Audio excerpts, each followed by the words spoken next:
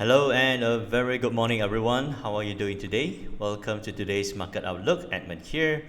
So today is a Wednesday, 29th of July 2020. We had a very interesting and productive Monday and Tuesday already. And for today, the market's movements should be centered towards the US trading session, as we will be having the FOMC statement and also press conference towards 2 a.m. on Thursday morning, local Singapore time. So let us have a quick look and see what is coming out today in terms of the economic calendar. Early this morning at 9:30 a.m., we had the quarterly consumer price index numbers released from Australia. The numbers came in at negative 1.9%, which was slightly better than market estimates of negative 2.0%. Okay, so the data at 9:30 a.m. this morning did not really have a major impact on the Australian dollar. This morning at 9:30 a.m., which was this one, it marginally pushed down the Aussie dollar by about 16 pips, and then after it came back up about another 16 plus 8, came back up another 25 pips. So it is largely non-impactful for this morning's data. Again, I'm expecting most of the major movements to start at about 7 to 9 p.m. local Singapore and Malaysia time. Okay. So, other economic data coming up for this afternoon are minor economic data, such as the German import price numbers at 2 p.m., followed by the Credit Suisse economic expectations report at 4 p.m. Towards 4:30 p.m. and from the UK this time, we will be having the monthly M4 money supply numbers, followed by the mortgage approvals data and also net lending to individuals. So, again, these are relatively minor economic data, and moving towards the evening from the US, we will be having the goods trade balance numbers, and at 10 p.m. the pending home sales data. Crude oil inventories will be released at 10:30 p.m.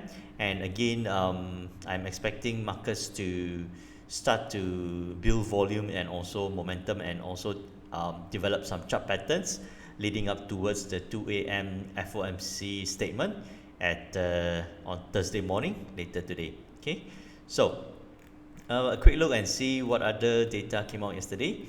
In terms of the US dollar movement yesterday, the US dollar managed to pause its 8-day bearish run ever since okay, here we go.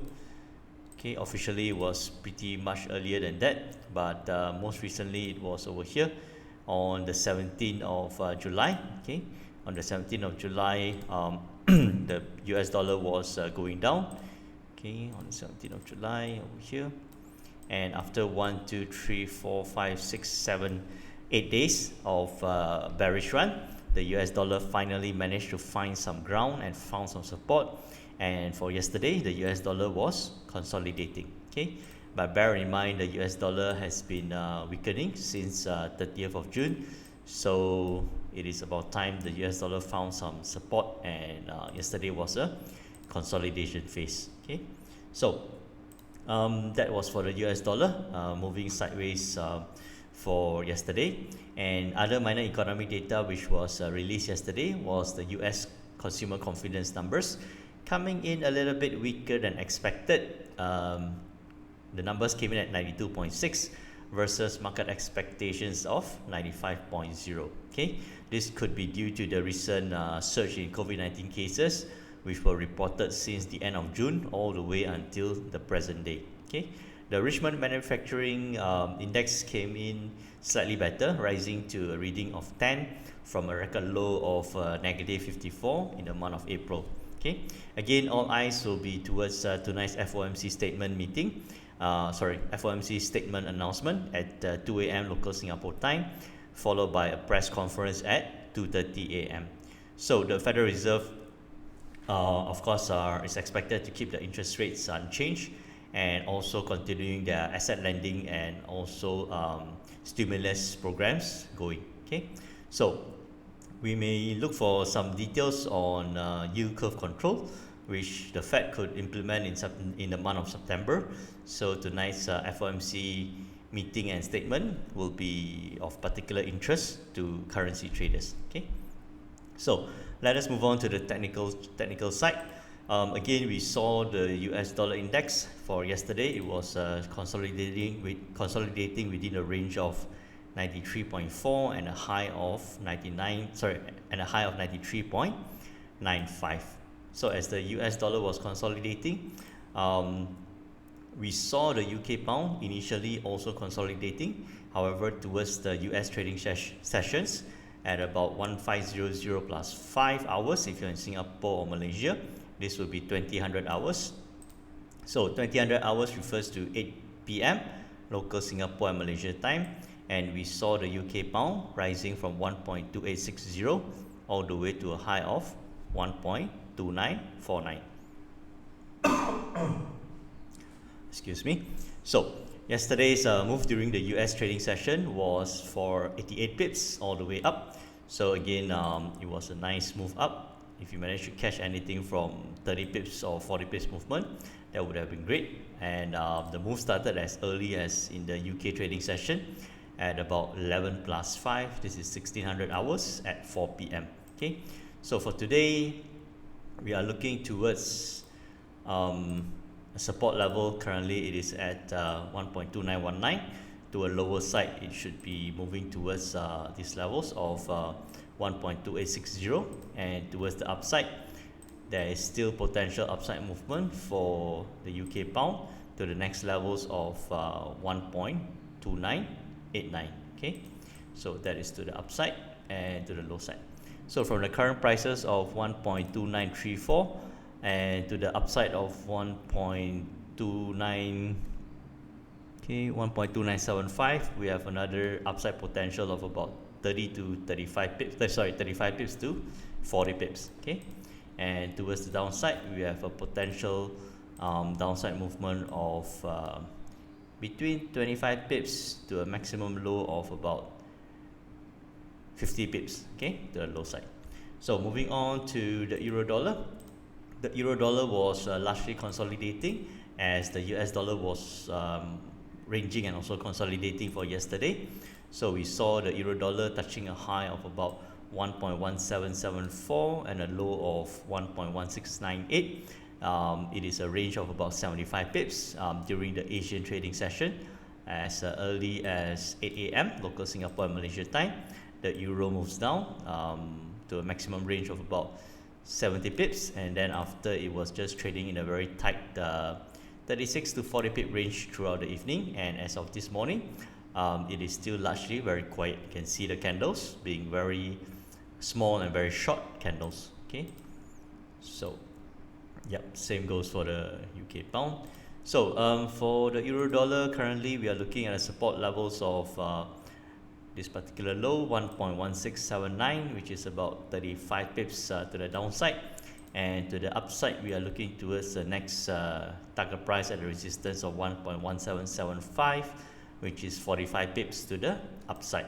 Okay, bear in mind the euro dollar has been on a bullish run for a number of weeks, and currently it is finding some resistance at 1.1775.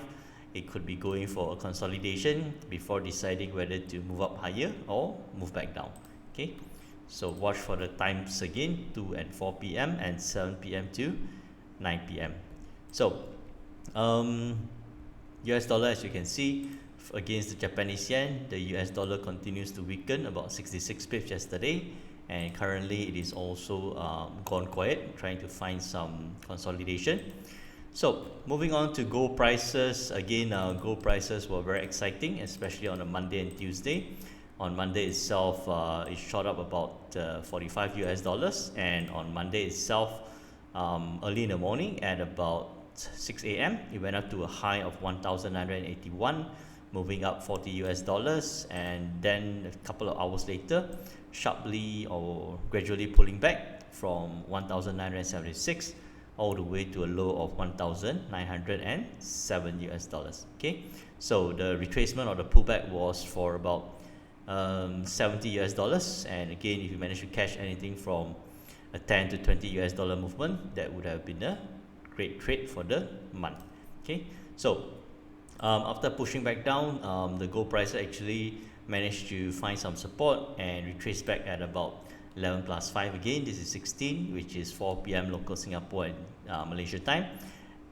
Pushes back up from 1,912 all the way to high of 1,961, going up about 49 US dollars, and currently it's also gone quiet. Okay, so to the downside, of course, we expect the US dollar potentially, if it does come down, to touch the support levels again, which is at about $20 to the downside, and towards the upside, at the moment it is looking at this resistance.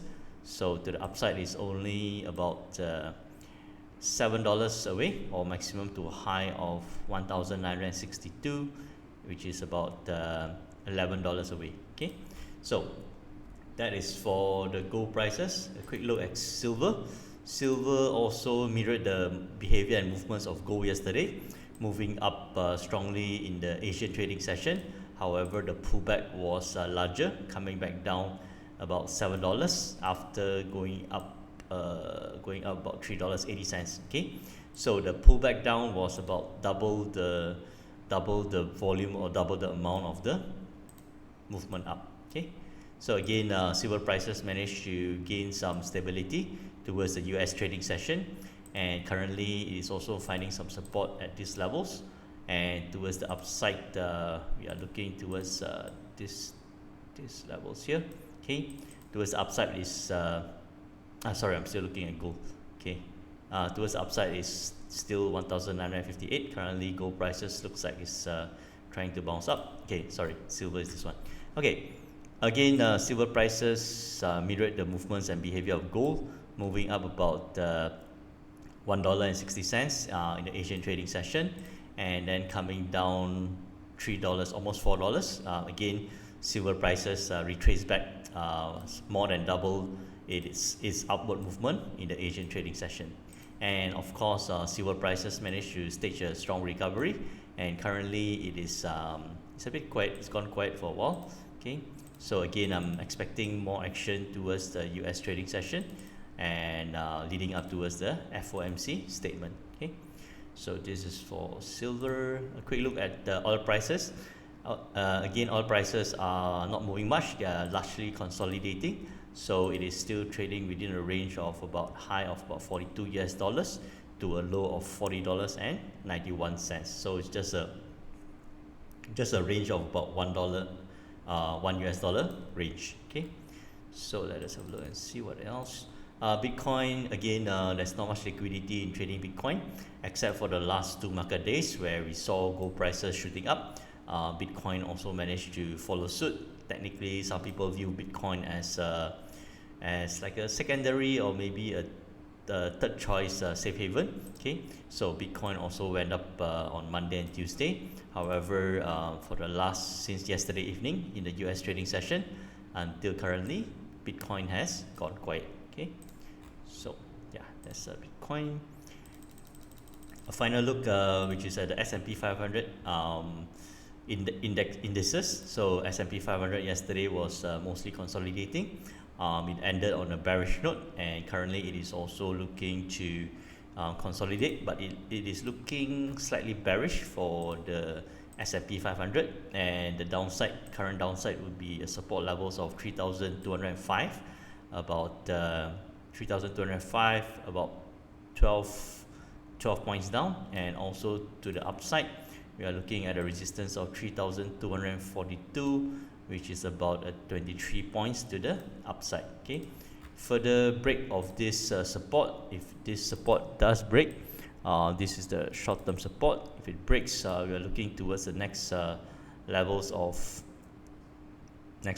about 3,168 points, which is about 50 points to the downside. Okay, so I'm pretty sure the S&P 500 is again waiting and anticipating for tonight's US trading session, and also the behavior and movements towards the FOMC statement at 2 a.m.